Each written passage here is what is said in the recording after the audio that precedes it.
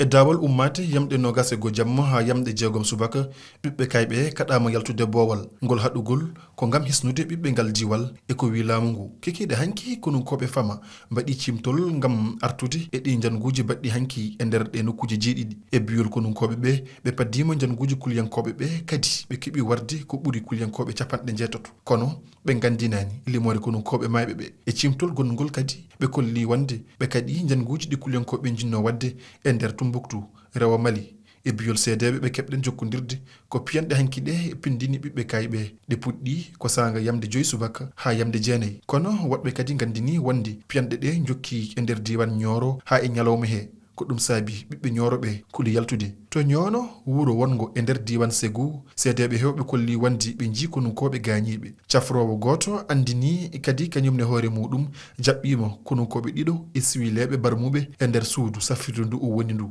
kono jamma hanki andinama wonde deejere arti e nder nokkuji ɗi foof